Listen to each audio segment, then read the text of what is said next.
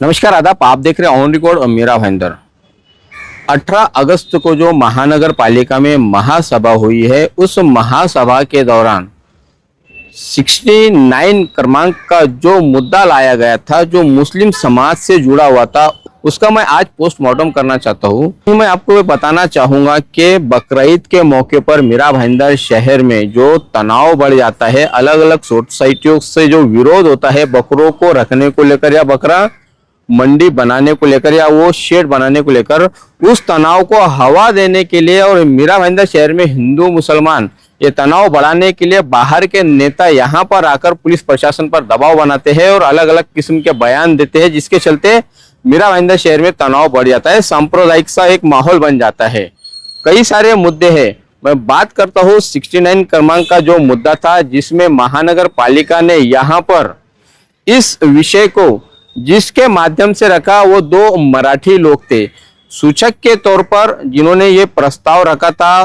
वो प्रभाग समिति 6 के प्रभाग समिति सभापति प्रशांत दळवी थे और उनको अनुमोदन देने वाले मराठी कॉर्पोरेटर संजय थेराड़े थे, जो यहाँ पर इस मुद्दे को रखे और उन्होंने इस प्रस्ताव को पारित भी कर लिया। और इस मुद्दे को लेकर, चूंकि ये मुस्लिम समाज से जुड़ा हुआ मुद्दा है, इस मुस्लिम समाज के जितने भी कॉर्पोरेटर इस महानगर पालिका में है, वो इन्होंने इस पूरे मुद्दे पर अपनी बिल्कुल चुप्पी साधी या उन्हें बोलने नहीं दिया गया या वो बोलना नहीं चाहते थे। इस प्रकार की अलग अलग चर्चाएं मीरा भाईंदर शहर में चल रही है।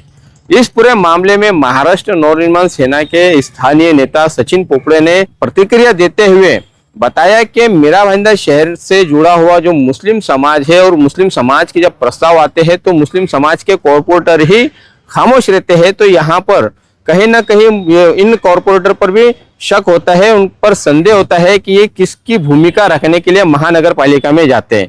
आइए पहले मैं आपको सबसे पहले सुनाता हूँ कि सचिन पोपड़े जो महाराष्ट्र नवनिर्माण सेना के 146 के यहाँ के जिलाध्यक्ष हैं, उनका क्या कहना था इस पूरे मुद्दे को लेकर। आइए सुनते हैं। मीरा भाईंदर शहर में हमेशा ये बकरे को लेके ये विवाद हमेशा होता है। इसमें पूरी गलती ये मीरा भाईंदर महानगर पालिका है। जैसे हमारे गणपति आने का समय हो गया, लास्ट टाइम आपने देखा रहेगा, जैसे गणपति का विसर्जन हो, उसकी विटंबना की गई, उसके ऊपर आवाज उठाने का काम महाराष्ट्र नवनिर्माण सेना ने किया।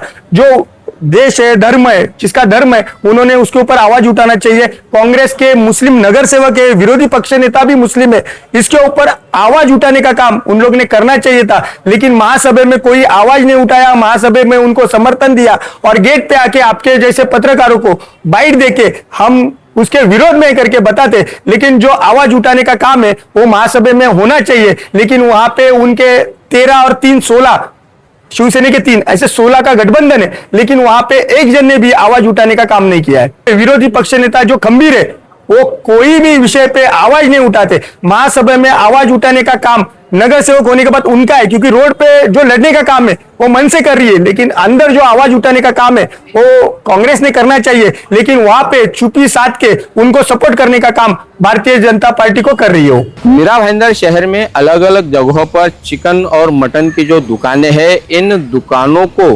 परमिशन देते वक्त ही ये नियम है कि उन्हें अपना जो भी अवशेष वहां पर जो बेचते हैं उसे लटका कर वो ऐसा खुले में ना रखे। ब्लैक कांच यानी ब्लैक मिरर लगाकर उसे आप बेच सकते हो या अपना कारोबार कर सकते हैं। लेकिन मीरा भाईंदर शहर के जो चिकन और मटन विक्रेता है, ये इनकी लापरवाही है या इनकी बदमाशी है कि ये नियमों का पालन नहीं करते हैं। इन नियमों की अनदेखी करने वालों के खिलाफ में भी महानगर पालिका ने प्रस्ताव लाई है। वो किस तरह का प्रस्ताव है और किस प्रकार की उन लोगों पर कार्रवाई होगी, आइए हम जानते हैं डेप्यूटी मेयर ध्रुकेश्वर पाटिल से। महाराष्ट्र महानगर पालिका की जो एक्ट है, उस एक्ट के अनुसार और कानून के अनुसार जो भी मटन के बीफ के जो शॉप्स है, उस शॉप्स के अंदर जो भी जानवरों को काट के लटकाया जाता है वो कानून के खिलाफ है।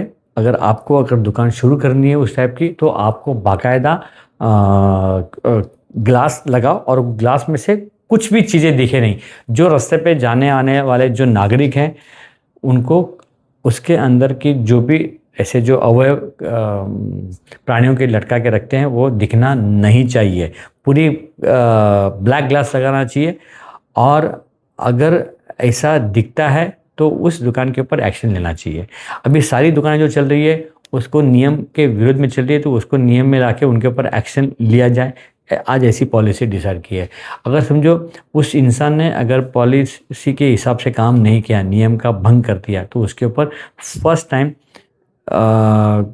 एक दंडात्मक कार्रवाई करने का प्रावधान किया है, सेकंड टाइम करना है, और 3 बार अगर उसने नियम का भंग कर दिया तो उसका जो परमिशन है वो परमिशन को सस्पेंड करके उसको परमानेंट लाइसेंस नहीं देने का उसको और उसके परिवार को ऐसा भी प्रावधान किया हुआ है। और इस पॉलिसी के ऊपर कठोर कार्रवाई करने के लिए म्युनिसिपल प्रशासन को बोला है। और जैसे ही पर्युषण पर्व होता है, श्री रामनवमी होता है, ऐसे कोई पर्व, बकरीद है, ऐसे पर्व पर के ऊपर महापालिका प्रशासन को 24/7 अलर्ट रहने के लिए कहा है और हर वार्ड ऑफिसर को बोला कि आप उसकी देखरेख करो। अगर किसने भी अगर इस नियम का भंग कर दिया है तो उसके ऊपर कार्रवाई करो। और जितने भी मटन के और बीफ के जो शॉप्स है, वो शॉप्स के अंदर के जो भी प्राणियों के जो अवयव बाहर दिखते हैं वो दिखना नहीं चाहिए, बाकायदा पैक रहना चाहिए वो दुकान। इस तरह का प्रावधान किया हुआ है।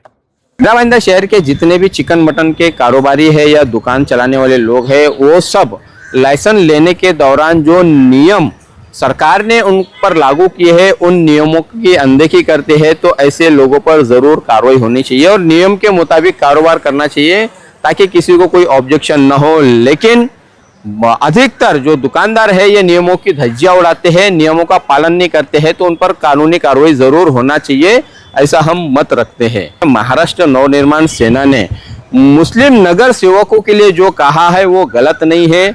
मुस्लिम समाज से जुड़े हुए इसके पहले भी कई सारे मुद्दे आए महानगर पालिका में, तो उन मुद्दों पर भी मुस्लिम नगर सेवक बिल्कुल खामोश रहे, चुप्पी साधे रहे, उन्होंने एक शब्द ने नहीं कहा। अब इसके पीछे क्या लॉजिक है ये तो वही जाने।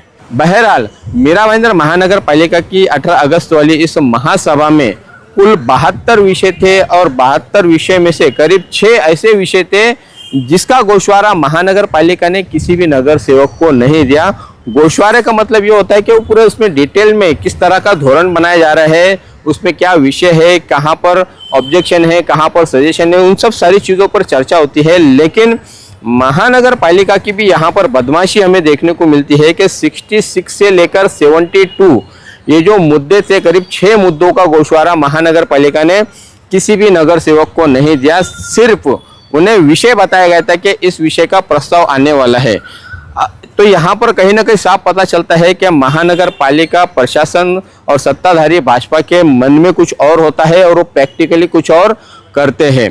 तो सबसे बड़ा ऑब्जेक्शन तो यहाँ पर इन सभी नगर सेवकों ने, विपक्ष के खास तौर से, कि उन्होंने ये उठाना चाहिए था कि जब हमें उस विषय का गोशवारा मिला ही नहीं तो उस प्रस्ताव को हम शुरुआत से खारिज करते हैं, उस प्रस्ताव पर हम चर्चा ही नहीं करना चाहते, या तो उन्होंने उस मुद्दों को लेकर वॉकआउट कर देना चाहिए था, सदन से बाहर निकल जाना चाहिए था, क्योंकि जो मुद्दा उनको पता ही नहीं है वो प्रस्ताव भी यहाँ पर पारित किए जा रहे हैं। कुल मिलाकर यहाँ पर साफ एक पिक्चर दिखाई देता है कि जिस तरह से सदस्यों को गुमराह किया जा रहा है और उनको पूरी जानकारी ना देते हुए प्रस्ताव पारित किए जा रहे हैं, तो ये प्रस्ताव आगे चलकर भविष्य में कहीं ना कहीं मीरा भाईंदर शहर में मुसीबतें खड़े कर सकते हैं या मंत्रालय में उस प्रस्ताव की अंतिम मंजूरी के लिए भी मुसीबतें आ सकती है। एक तरह से ये कहना गलत ना होगा कि जो बकरीद के मुद्दे को लेकर प्रस्ताव लाई है सत्ताधारी भाजपा ने, उस मुद्दे में एक यहाँ पर साफ बात पता चलती है कि वो रोगी का इलाज नहीं कर रहे हैं, बल्कि रोगी का इलाज करने के दौरान जो इलाज का तरीका अपनाया जा रहा है वो ज्यादा घातक होता हुआ दिखाई दे रहा है। आने वाले दिनों में ये साफ देखने को मिलेगा कि बकरीद के मौके पर आज जो महानगर पालिका पॉलिसी बना रही है, इसी पॉलिसी को बेस बनाते हुए मीरा भाईंदर शहर में और ज्यादा खतरनाक माहौल बनेगा और ज्यादा यहाँ पर तनाव बढ़ेगा।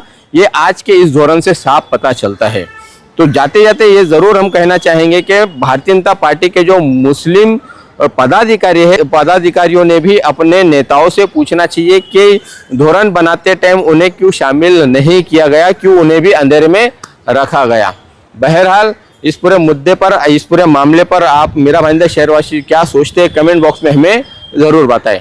आप देख रहे हैं कैमरामैन आरिफ कुरैशी और साबिर शेख के साथ ऑन रिकॉर्ड मीरा भाईंदर। धन्यवाद।